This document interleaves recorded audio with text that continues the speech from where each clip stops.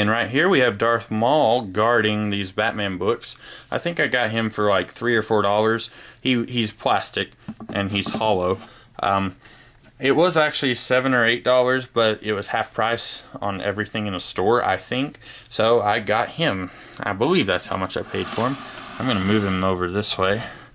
Now, the last Batman hardcover that I have is Digital Justice. This is not a very long book, maybe 50 or 60 pages long, and I got it at a bookstore for cheaper than I probably ever would have online. It's a lot better than I thought it would be. I'm going to pull it out a little bit. This was done right around the time when graphic design on computers was becoming a big thing, and you can really tell it's very pixelated, it looks very dated, but the story is not bad. Now, some of it may seem very cliche to do in a cyberpunk story where the computer world is one thing and the real world is another. I don't think it does all of that, but if you've seen those kinds of stories, then you may want to give this a pass. If you want to see Batman in a sort of Matrix-esque world, then that may be a reason for you to pick this up. Most of the books on this shelf are Elseworlds. Batman Gotham by Gaslight. This is done by, I think Mignola does the first story here, which is Batman fighting Jack the Ripper. And then the second story is actually done by a different artist. I don't know who, and I'm not going to pull it out. But it's set a few years later, around the turn of the century. And both stories are good. If I had to pick which one I like better, I'd probably say Gaslight. And I think that was actually the first official Elseworlds after Crisis on Infinite Earths. Ego. This is a short story, very short story by Darwin Cook.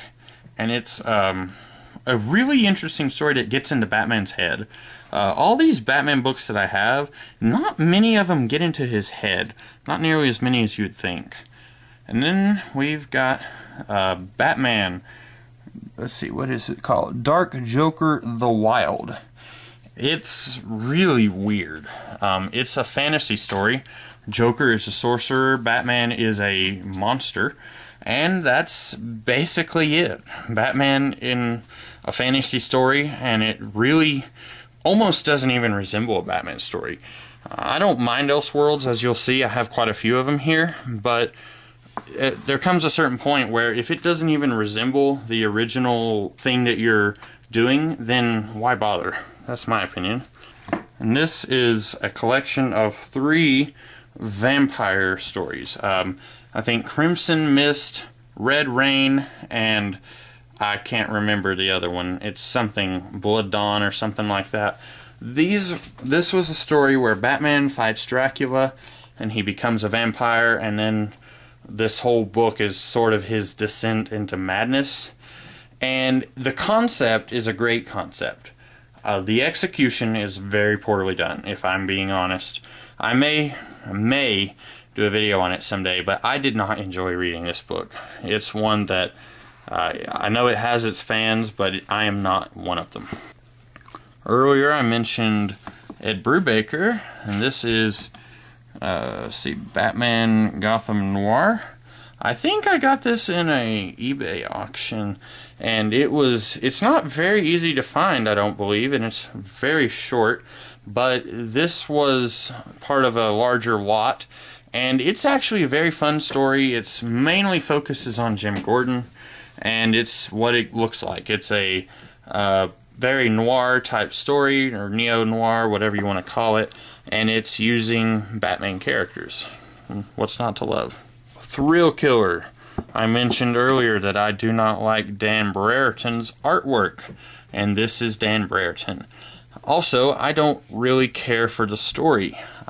This is written by Howard Chaykin, who is hit or miss with me, but this story, I may do a video on it someday, but it is not a favorite of mine. I don't much care for it.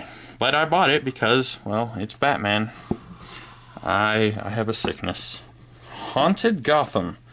This was really fun, I thought. This is a story about where Bruce Wayne doesn't even become Batman until he's an adult, and actually his parents are still alive. And it's very interesting. It's the best way I can describe it is if Buffy the Vampire Slayer met Batman. I don't want to talk a lot more about that because I want you to read it. We have Batman Year 100. This story was really interesting. Basically, the idea is that Batman actually first appeared in 1939, and from that point forward, he was always passing the mantle down whenever he would die or retire. And then this story takes place in the year 2039, and it has Jim Gordon's, I don't know, great-grandson or something like that, and he's the police commissioner, or he might not even be commissioner, he might just be a policeman, and he's kind of trying to figure out who this new Batman is. And what's fun about it is we don't even get to find out. So I may have just spoiled more than I should have, but oh well. I definitely recommend Year 100. This story, Batman Man-Bat. It's weird because it's an Elseworld, but Batman basically acts exactly like the Batman of the non-Elseworld world. The only thing that makes this an Elseworld is that Man-Bat is a sentient creature. He's not so ferocious. He can speak. Other than that, I really feel like this story just, the people who did it, they did it, and then the DC editorial found out that it didn't exactly fit in with continuity, so they just slapped an Elseworld label on it. In my opinion, if you're going to do an Elseworld, do an Elseworld. Don't just do something that could almost fit in the continuity. Now, I won't talk about these a great deal, but I have all three of the Batman vs. Predator books. I'm really excited that I was able to get all three of those. The first one is really good in my opinion. The second one is got some elements that I like, but it's not as good as the first one. And the third one, in my opinion, is just kind of forgettable. I may do a video on those someday as well. I know I'm talking about doing a lot of these, maybe doing videos. Two very small Elseworlds here. Batman Judge Dredd, Gotham Will Be Judged. It's exactly what it sounds like. Batman and Judge Dredd meet each other. The only downside to this one, it should have been longer. It should have been easily twice as long. And it should have had Judge Dredd and Batman actually have more screen time together, because I didn't like that they were barely in the book with each other. And then this one I got very recently, Batman, The Order of the Beast. It's maybe my shortest graphic novel, and it's an Elseworld. Batman is in London in the 1930s, solving a slew of serial killer crimes. If that sounds like something you like, maybe you should read it. I may do a video on it someday. And I'm just going to keep saying that, aren't I? This book, pick it up. That's all I'm going to say. This is set in between. If you've watched Batman the Animated Series, you know there was the animated series and then the New Adventures of Batman and Robin. And with the New Adventures of Batman and Robin, that's when Tim Drake became Robin. And there was this gap of time in between these two shows. This fills that gap through the perspective of Dick Grayson. So in a way, it's Nightwing Year 1 for the animated universe. And I loved it. This other book, also set in the animated universe, this is just a series of unrelated stories. They're all really good. If you like this art style, it's great. I would recommend picking it up. Ty Templeton does the stories here, and they're all very solid for the most part. What are you doing? You know, go read this. Now, for some reason, Batman has two books. One is called Batman Dangerous Dames and Demons, and the other one is called Batman Mad Love and Other Stories. They're both the same book. I don't know what the difference is. I think one of them, Mad Love and Other Stories, might have one other story that's not collected here. But it's kind of aggravating that this is basically the exact same story as that other one. Fortunately, I didn't go and buy Mad Love because I read this and found out that it's the same thing. But if you are curious about it, it's Mad Love. So if you have Mad Love, then you don't have to worry about getting this one.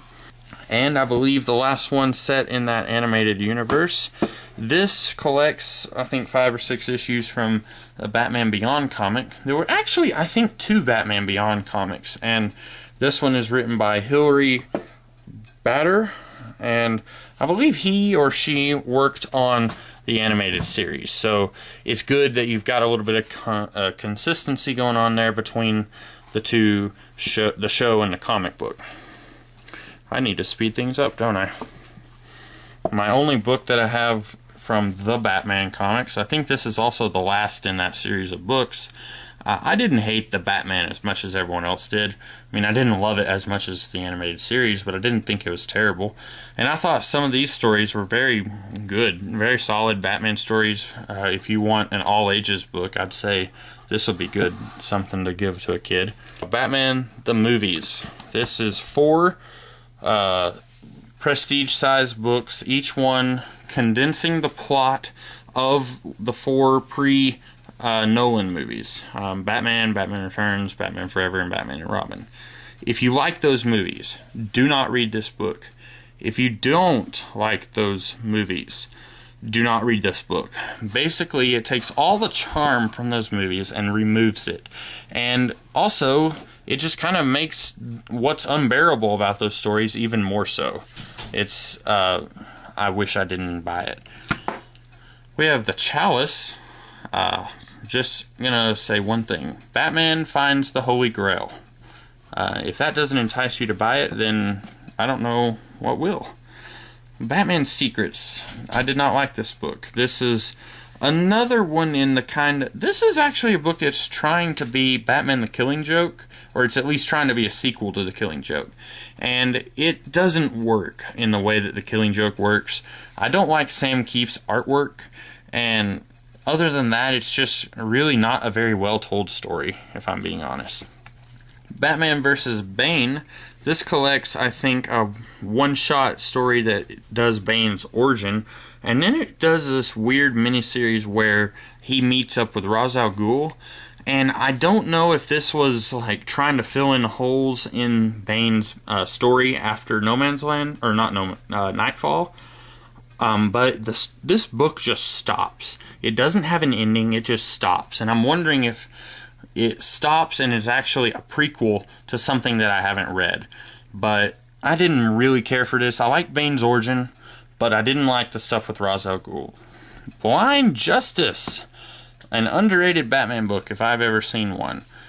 This is written by the guy who did the early script for the 1989 movie, and around that time, actually a couple years later, Denny O'Neil was able to get this guy to do a pretty decently sized Batman story.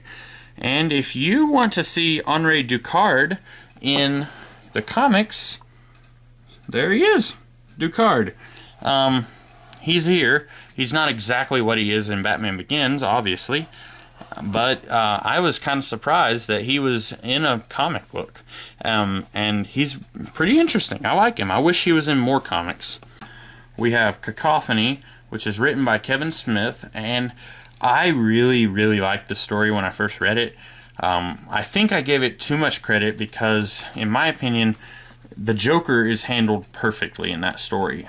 So often, I see the Joker being mishandled by everyone, being written in ways that make no sense, and I just think that here, the Joker, like, he actually summarizes his modus operandi, and it works. I need to go back and reread it and see if it still holds up, though. Then we have The Many Deaths of the Batman.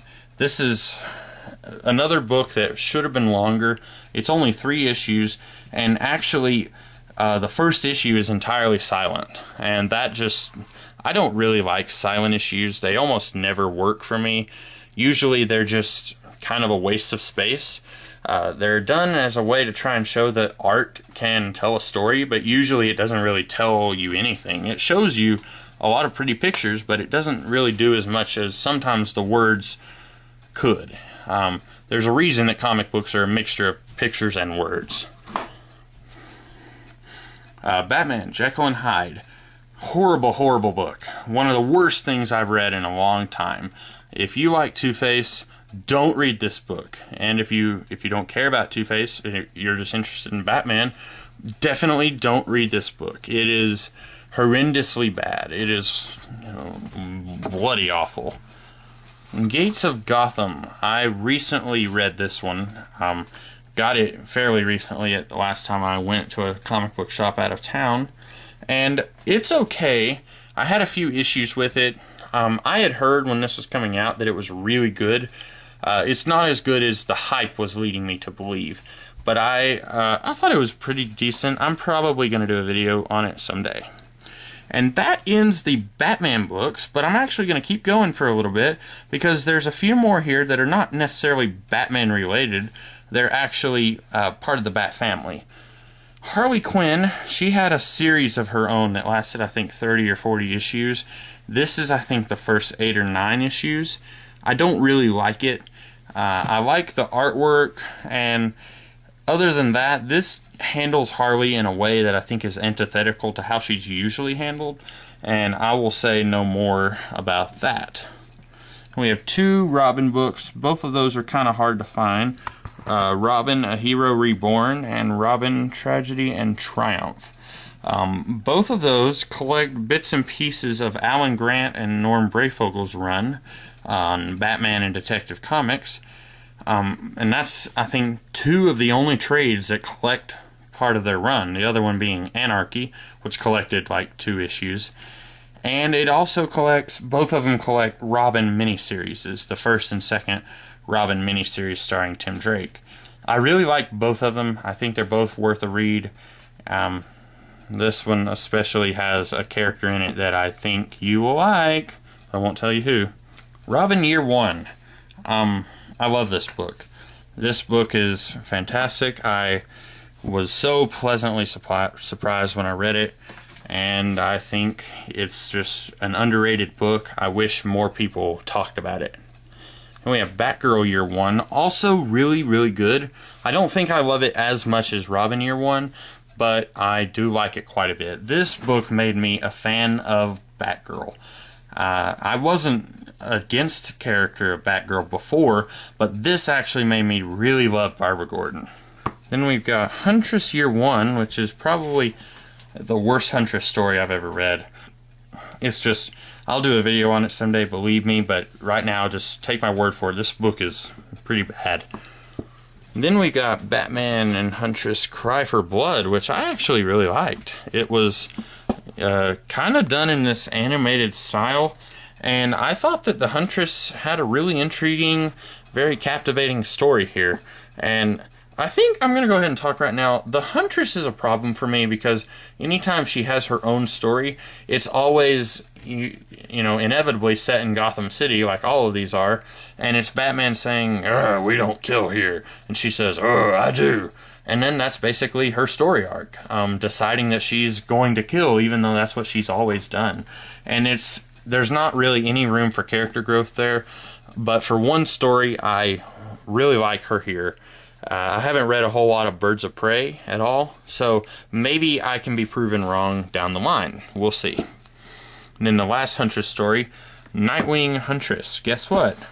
This book is actually printed upside down. It doesn't look like it. The cover is fine, but I'm not going to pull it out. But the pages are all upside down.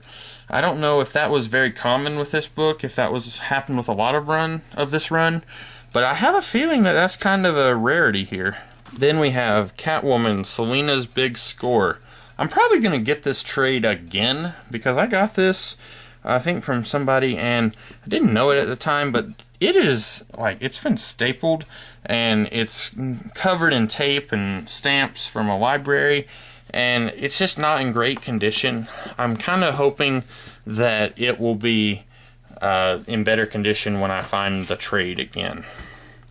And then the last one from the Batman family. As you can see over here, we got Superman books. I'm not going to talk about those right now. Nightwing Year One. Again, I didn't enjoy this as much as Robin Year One, but it's very interesting seeing Robin's progression to becoming a man. And if you like trying to figure out Batman's whole career year by year and seeing where each story takes place, I would say all 3 of these, Robin Year One, Batgirl Year One, and Nightwing Year One, are essential if you are into that sort of thing. And finally, that brings us to the end of my Batman collection. I hope I didn't bore you too much. I hope this didn't run on too long. And I'm the Comics Kid 2099. I'll see you next time.